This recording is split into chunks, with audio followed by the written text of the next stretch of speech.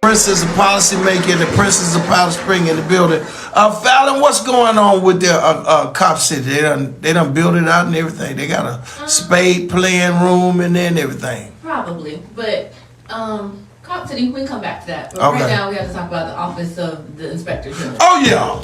Please. So let me get my popcorn together. Go ahead, talk to me.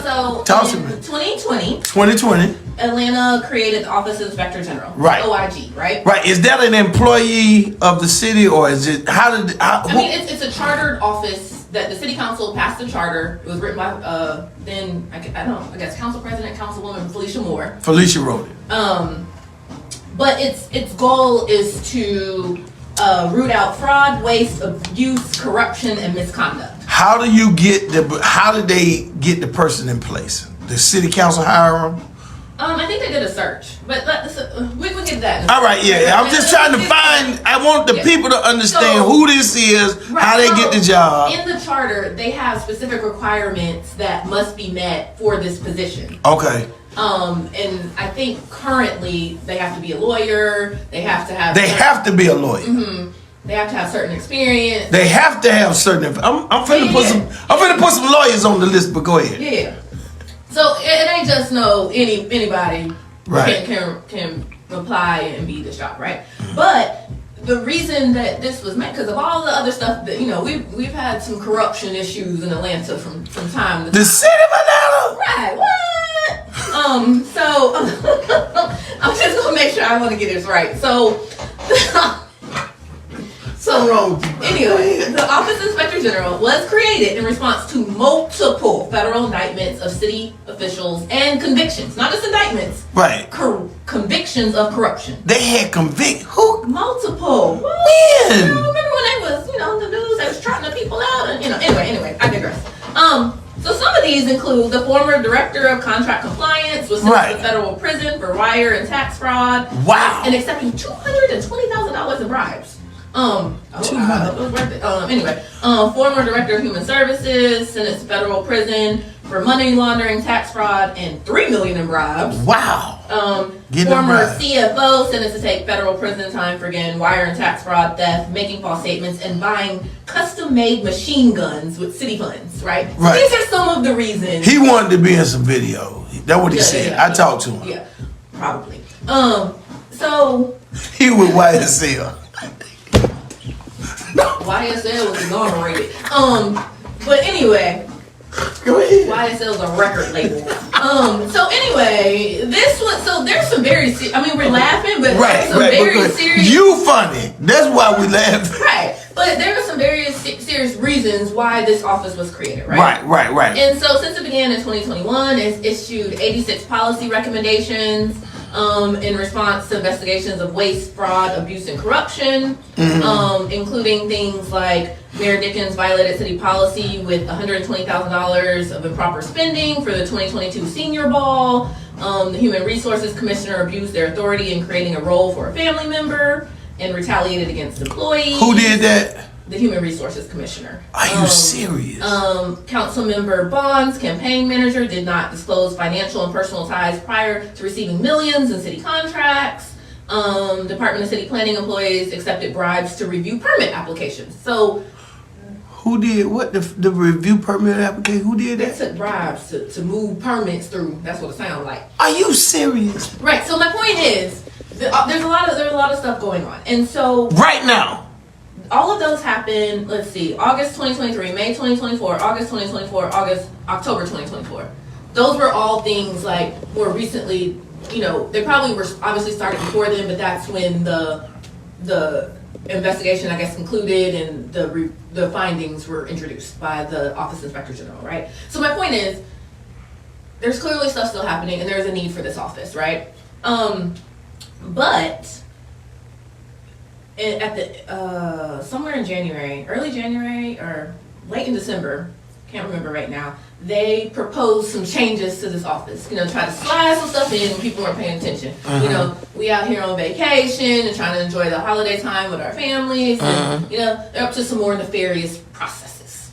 So anyway, in the proposed change, they wanted to give the mayor the power to appoint members of their governing board. So that's like the fox in the hen house. They wanted to remove the power to investigate allegations of corruption, aka illegal acts.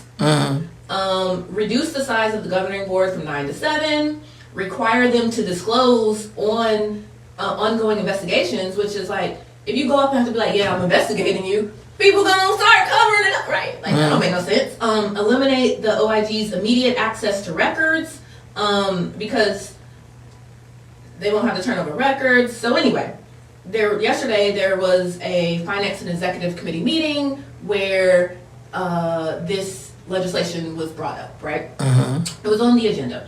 And several folks asked them to hold this legislation, you know, maybe do some work sessions, because it's extremely problematic when the office that is supposed to, you know, review fraud, corruption, all this stuff, you take out their ability to investigate corruption.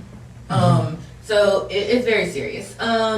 So what they did is they instituted they did a substitute or amendment, whatever you want to call it, and they made some changes. And on the surface, it sounds good, because it's like, oh, they put corruption back in there, right? But actually, the new changes are bad. So the new changes that they made yesterday would prohibit the OIG from conducting criminal investigations, and they would remove additional community organizations from the board. Like right now, I think you have like League of Women Voters, you have some other representatives from community organizations and boards that make up the board for the Office of Inspector General. They're trying to remove all the community organizations. They're leaving the business organizations, the ones that do business and stuff with the city, and you know, they're not going to step out of line or question anything, right? And they give the mayor and city council direct power to appoint their own board members. So why would you have the body that's if need to be investigating the mayor and city council, you allowing them to put people on the board of the office that would handle investigations, right? So, and then they also, some other changes, so they added the word corruption back into the listed scope, but then go on to explicitly prohibit them from conducting criminal investigations, which essentially would tie the hands of the office, right? Because if they can look into corruption, but not if anything is criminal. So how are they supposed to do their job, right? It stripped nominating power away from the Georgia Association of Certified Public Accountants and the Atlanta Planning Advisory Board and the League of Women Voters and Atlanta's 7 major universities. I already talked about them taking the community group. Those are the community groups that they're taking off the board. So they voted yesterday to move forward this new legislation, even though you had former President Felicia Moore coming and speaking again, like, hey, we need to fix this, right? And essentially what's happening is they are stripping the office from what makes it an Inspector General office. It's not just, yes, this is the Office of Inspector General for Atlanta, but there is a sort of nationwide standard for these offices. So major cities like, Baltimore, I think Philadelphia, other places, they have these offices, right? And so there are a set of standards and things that are put in place for how they do their work. And they have to be independent offices so that they can independently review any instances of corruption. And I would have loved to say that we are a city here in Atlanta that, oh no, we don't even need that office. But time and time again has shown the amount of corruption that the city of Atlanta has. And so we need this office, and it needs to have the power and the teeth that it needs to have, because it protects us, the employees, the taxpayers, it protects us all. And so I think when you put this in line with what this administration has tried to do to the policing alternatives diversion program, how they handled, just ramming Cop City down people's throats, even though they were trying to have conversations and wanted more information and stuff about it.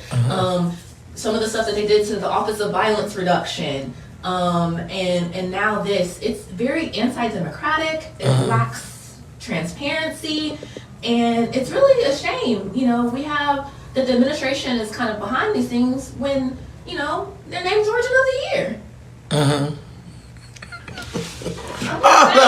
All I'm saying, that was a little shade you threw right there. That was a little shade, but I'm just saying. How do we fix it? I expect more from the Georgian of the Year. Right, but how do we fix it though?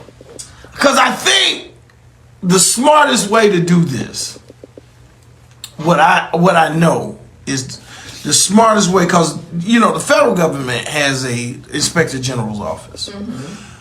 And the way you can't count on the federal government. Right, but the way that everything has to be arm's length, right?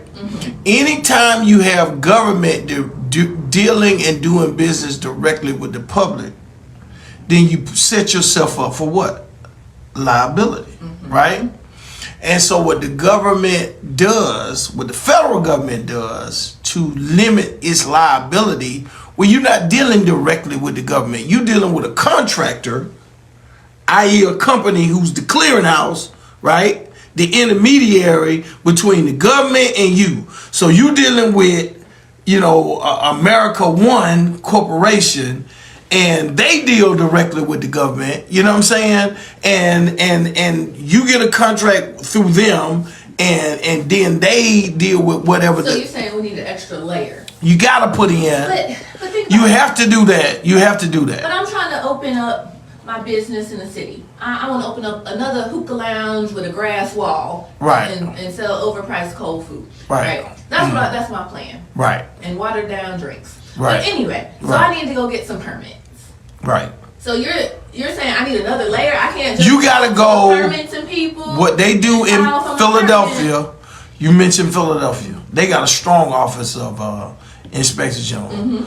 You don't go to the city of Philadelphia to get that. They got a company that's an expediter that you pay a fee to, right? Now they gonna pay the city whatever the permitting fee. They gonna handle all of that for you. There are companies and expediters here. Like you can pay a company to handle all that. But what they got in Philadelphia, because they got it with parking, they got it with everything, right? They have like a major company that they, in different areas, they got major companies that are like the clearinghouse that keeps the government from going to jail and keep you from going to jail to try to bribe the government. They the intermediary. You pay these fees and everybody stay safe. And I think Atlanta has got to a point now that's what's got to happen in order for us to do business. And all the officers and Inspector General got to do is make sure you ain't trying to get between that customer and that intermediary. I mean, perhaps that is a solution, but in the meantime, they need to not try to take essentially the teeth out of the Inspector General's office. Right. And to me, it's like it kind of tells me you worried about something. Right. And that's why I'm saying they gotta have that extra layer. That's what's going to save Atlanta. That's what's going to bring some stability. It's going to create another level of government, but it's for the good of everybody. You know what I'm saying? Because the Inspector General only wants everything to go and everybody have a fair shake. And the way the system is designed now, because you think about it, in most counties, you can call the damn commissioner about something going on in their district that you directly involved with. Not in other states like New York and Pennsylvania and Connecticut. You ain't finna call the damn commissioner. You finna call this company. You gonna deal with them because the commissioner don't want to go to prison. But you also have to think about how, again, I don't want to be like that person that, I gotta tie everything to slavery, but like when you think about how the economies and the stuff built out in the North versus the South, right? Right. And who had power, and we were kind of built on this system of nepotism and greasing some palms, and now that it's like, we can't be doing that, you know? Right. And I really hope that I know I make jokes and I'm shady or whatever, but Right. I really, I love this city, I love this metro. Right. Like, I do this stuff because I care, and I think Right. it's important that we get this right. Yeah, they got to get it right. Like, I'm going to show you a prime example. Adams made some calls on behalf of some companies. Well, we know Adams is corrupt. No, but I'm finna show you a point. Like, most of his charges, other than taking gifts, upgrades on planes and trips to Turkey, the main crux of their whole case was he was calling department heads, and inspectors about different contracts and for different contractors. Hey, what's going on with this? Yeah. Hey, y'all can't move this. And as a government official, you can't do that. You can't.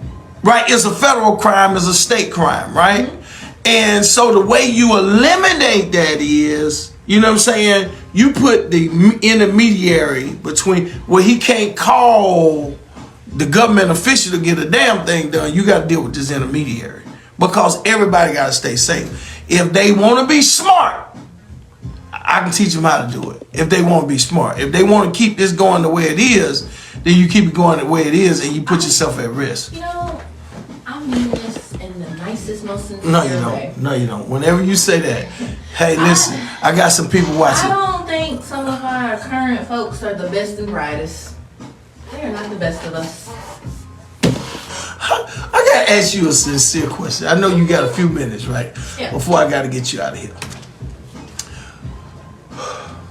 We're gonna deal with a whole series of where do we go from here? Mm-hmm. Monday commemorates the 96th birthday of Dr. Martin Luther King. Yesterday was his actual birthday. Oh, speaking of, some of them weird white people invoked his legacy as they fought. Never mind, I digress. But white people love to reclaim his legacy and change it around a little bit. Right. They are the world's greatest adapters. They adapt everything to them. But anyway, they ain't got no culture for real. Right, for real. Right. But where do we go from here? For the last 50 years in the South, we've seen a steady growth in black leadership. Mm-hmm. In every office you can imagine. Kinfolk and kinfolk. Right. So how do we get to where we need to get, where we should be by now? Because we got, case in point in Georgia, largest population of black elected officials in the state's history. Mm-hmm. We're living in that right now. But yet and still in the areas where we should be dominating, we're not.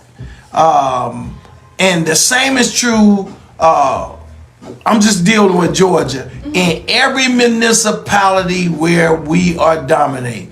I'm going to give you a case in point. We got a county that's 85% African American. It's the largest tier one meaning the bottom. It's the largest tier one county in the state's history. It's been tier one for almost 16 years consecutive. And every elected official in that county is black except the probate judge. How do we get from horrible leadership, which they got a few new people, but how do we get from absolutely abysmal, horrible leadership and wipe that out and get to progressive thinkers and movers and shakers? How do we do that? So I think part of it is, there's a few things. Number one, people aren't always doing this for the right reason, right? Mm-hmm. They're looking for access to power, limelight, etc. Number two, they're not always the best and brightest in the sense of their idea and understanding of governance. It is not to the depths it needs to be, or it's non-existent at all, right? Like, because if you don't understand governance, and so then anyone can kind of tell you anything, and you think you're doing the right thing. Mm-hmm. Also, I think we need folks that still have the ties to their community, right? This is why on the federal level, I'm like, we gotta start having term limits, right? You have people that go to DC and been there 30, 40 years, you can't tell me you know what's really going on in the communities that you claim that you're fighting for. Right. I mean, you can say you're trying to, you got a big roads project, or you put a big bridge nowhere or whatever to get some jobs, but like, what are you really doing, right? You're just reaping the benefits of said office. And so I think that goes down all the way down to the local level, right? And then I think, sort of like my last point, people have to want better, right? And so do you think we need term limits everywhere? I do. Because we got, I do. I know a county where they got a damn commissioner. She been there 20 years, and her county looked like it did 30 years ago. Right. Her district looked like it did 30 years ago, except for its gas stations and public storage places everywhere.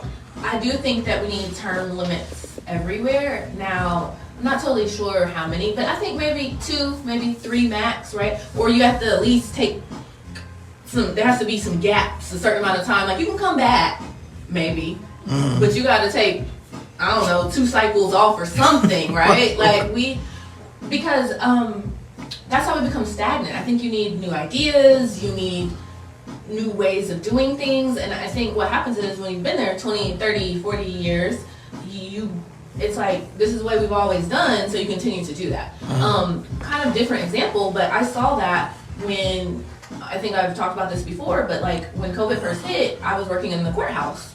And so I was, like a frontline attorney, I was in court every day, and the push that the judge's courtroom that I was assigned to, he went, kicking and screaming into the changes that we had to make because of COVID, right?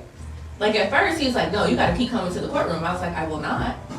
I'm not putting my health on, especially in the early days, like we didn't know. Nothing. I'm not doing that. Right. And then you over here won't wear a mask and have already got, like, no, I'm not coming up in here for traffic court for some tickets. Like, you know what I'm saying? So, I bring that up to say that, like, folks just get used to how it is and are less accepting of change and new ideas when they've been there for so long. They're like, hey, this works, but is it actually working, or is just like you feel comfortable? And I'm not gonna lie, like, I feel, another different example, like, the more I do something, the more comfortable I feel, right? Like, when you were learning how to drive, right? At first, I was like 10 and 2, I have cell phone back then, but yeah, put your phone down. I'm checking my now. I'm like, oh, I'm gonna eat a cookie. I'm gonna do whatever. That's how my daughter I'm is. Changing the music. That's how my baby is. You know what I'm saying? Like, she used to be 10 and 2, and now she just, because the more the repetition, right, you do feel more comfortable. Right. But I think that being an elected official and being in a place of power, I don't think you should get too comfortable, because when you're too comfortable, to me, I feel like you're no longer curious. You're no longer thinking through. You're like, okay, I'm gonna do this. Oh, this, constituent came to me and said this, so I'll do this little thing here. But, it becomes routine. Oh, I gotta go to another council meeting today. And then I look at how at these meetings, folks aren't paying attention, walking in and out. Oh, I done missed the vote because I was in the bathroom. You know what I'm saying? It's ridiculous. And it's like, if you don't really want to be here, or you feel like you're acting like this is not worthy of your time, then you can go. Well, I think I agree with you. Career politicians don't really, at some point, their true intentions show up. And a lot of times you see it when they first get in office, because it becomes a me thing and a chest beating thing. And so I agree. Term limits for every damn body. I don't give a damn if school board. Oh, absolutely, school board. Because school boards have, a lot of times school boards have bigger budgets than the cities that they're in, or counties that they're in. So we saying 3 terms, that's it. If even that, yeah. 2, 3, yeah. Yeah, you gotta be out. You gotta go. You gotta go. Because we gotta get new thought in.